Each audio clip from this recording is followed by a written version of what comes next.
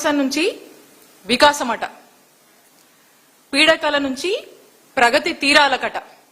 ఇలా చంద్రబాబు నాయుడు గారు ఎలివేషన్ల డైలాగులతో వాళ్ళకే కితాబిచ్చుకుంటూ మరి ఏ విధంగా మాట్లాడారో చూసాము. అలాగే వాళ్ళ యొక్క పత్రికలు కూడా ఇవన్నీ కూడా తాటికాయంత అక్షరాలతో పెద్ద పెద్ద హెడ్డింగ్స్ పెట్టి ఏ విధంగా మరి ఈ రోజు రాశారో మనం అంతా కూడా చూసాం. మరి ఏం ప్రగతి సాధించారు ఇల్లు, ఏం ప్రగతి సాధించారో మరి గాని ప్రజలకు మాత్రం ఏ వికాసం కల్పించారో చెప్పాలి.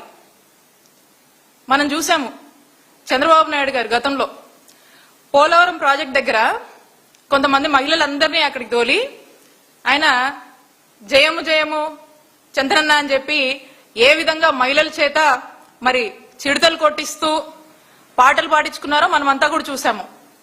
ఆ తర్వాత ఆ ఎలక్షన్ లో మరి ఏ విధంగా ఆయన మహిళలతో చిడతలు కొట్టించుకున్నారో మరి అదే ఎలక్షన్ లో జనం చాచి కొట్టారు. 23కి మరి పడిపోయారు జనం చాచి కొడితే. ఒకవైపేమో చంద్రబాబు నాయుడు గారి ప్రభుత్వం ఏదో సాధించినట్టు, వాళ్ళేదో ఘనత సాధించినట్టు, అసలు వాళ్ళు ఫుల్ అసలు సూపర్ సక్సెస్ అయినట్టు, ఇక వాళ్ళ ప్రభుత్వం గురించి వాళ్ళే ఇష్టం వచ్చినట్టుగా వాళ్ళే సెల్ఫ్ డబ్బా కొట్టుకోవడం చూస్తా ఉన్నాం. మరి రాష్ట్ర ప్రజలేమో ఈ చంద్రబాబు నాయుడు గారు ఈయన ఎప్పుడు దిగిపోతారు, చక్కగా సంక్షేమం అందించినటువంటి జగనన్న సంక్షేమ పాలన ఎప్పుడు వస్తుందా అని చెప్పి ఒకవైపునేమో రాష్ట్ర ప్రజలంతా కూడా ఎదురు చూస్తున్నారు. ఇక వీళ్ళని ఇక మనము ఇంకా 3 ఏళ్లు భరించాలి, ఇంకా 3 ఏళ్లు ఓపికతో ఉండాలి, మంచి రోజులు రావాలంటే అని చెప్పి ప్రజలు ఫిక్స్ అయ్యారు. మహిళలైతే ఇప్పటి నుంచే ఎదురు చూస్తున్నారు, జగనన్న పాలన ఎప్పుడు వస్తుంది, జగనన్న సంక్షేమ పాలన ఎప్పుడు వస్తుంది, మహిళలకు రక్షణ ఉండే రోజులు ఎప్పుడు వస్తాయని చెప్పి మహిళలు ఇప్పటి నుంచే ఎదురు చూస్తా ఉన్నారు. మరి రాష్ట్రంలో ఈ విధంగా కోట్ల మంది ప్రజలు ఎదురు చూస్తా ఉంటే మరి సడన్ గా చంద్రబాబు నాయుడు గారు మాట్లాడుతూ ఉంటారు, చీకటి పాలనను చీల్చుకుంటూ వచ్చారంట. ఏంటిది?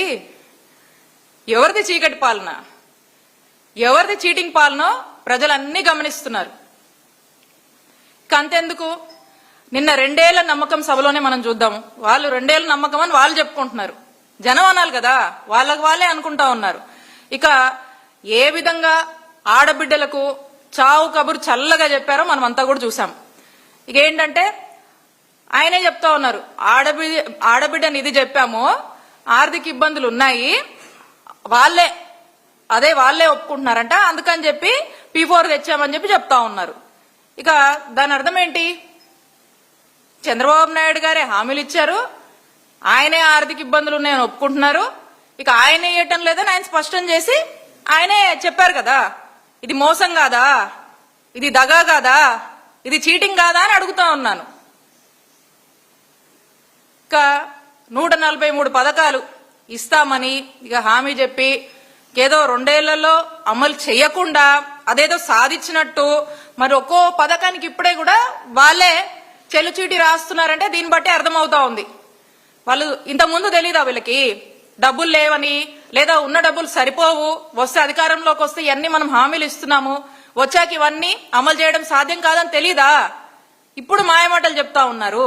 చంద్రబాబు నాయుడు గారి అనుభవం ఎంత? 45 ఏళ్ళు ఇండస్ట్రీగా చంద్రబాబు నాయుడు గారు 4 సార్లు ముఖ్యమంత్రిగా చేశారు కదా ఆయన.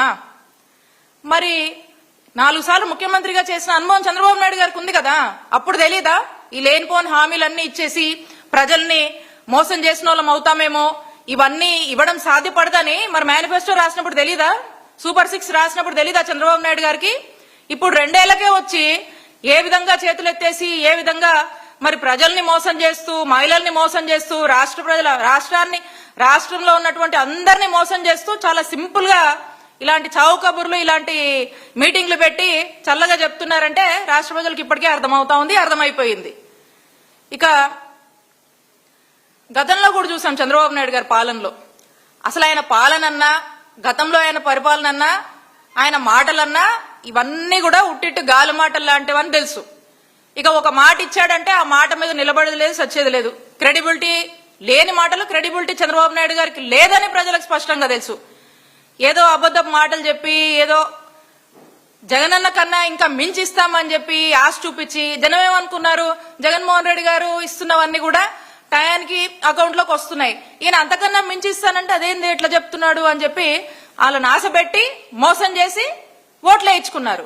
ఇప్పుడు తీరా ఈ 2 ఏళ్ల కాలంలో రకరకాల ప్లాట్ఫామ్స్ లో రకరకాలుగా ఏ విధంగా అబద్ధాలు చెప్పుకుంటూ వచ్చారో అది కూడా చూద్దాం మనం.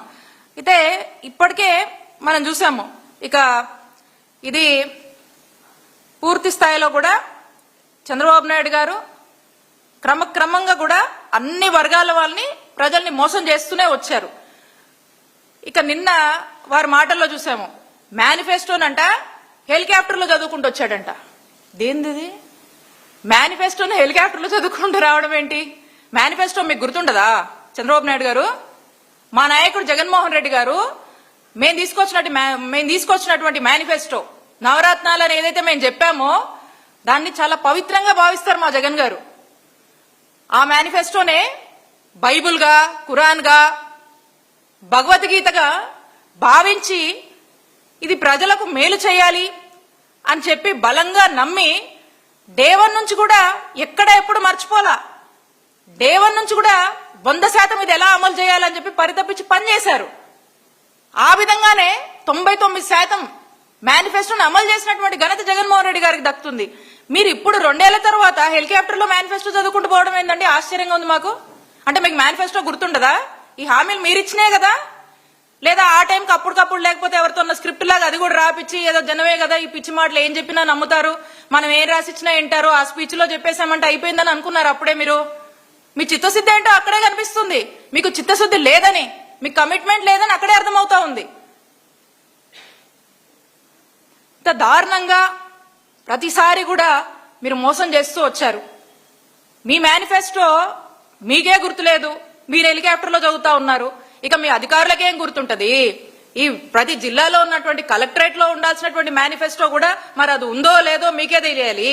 మీకేం బాధ్యత ఉంటది? మీ అధికారులకు ఏం బాధ్యత ఉంటది? ప్రజలకు ఏం డెలివరెన్స్ ఇస్తారు? మీరు ఏం గవర్నెన్స్ ఇస్తారు? మా మేనిఫెస్టో మీరు చూసినట్టయితే సీఎం కార్యాలయం దగ్గర నుంచి సచివాలయాల దాకా ప్రతి చోట, మరి ప్రతి సచివాలయం దగ్గర నుంచి, ప్రతి గ్రామ సచివాలయం దగ్గర నుంచి కూడా ప్రతి గడప వరకు కూడా మా మేనిఫెస్టోని చేర్చాము. ప్రతి గడపకు ప్రజాప్రతినిధులు వెళ్ళి మీకు ఈ పథకాలు వచ్చాయా అని చెప్పేసి, ఆ పథకాలు వచ్చాయా, మీకు ఇంకేమైనా ఇబ్బందులు ఉన్నాయని చెప్పి మేము ఇంటింటికి వెళ్ళి కూడా గడప గడప మన ప్రభుత్వం అని చెప్పి వెళ్ళి ఇబ్బందులున్నా తెలుసుకున్నాం. మేనిఫెస్టో అమలైందో లేదో మేము చెక్ చేసుకున్నాము, మేము ఫీడ్బ్యాక్ తీసుకున్నాము మేము అధికారంలో ఉన్నప్పుడు. మీరు ఇప్పటికీ మీకు మేనిఫెస్టో గుర్తులేదు, మీరు ఇవ్వాల్సిన వాటి మీద మీకు బాధ్యత లేదు, మీకు కమిట్మెంట్ లేదని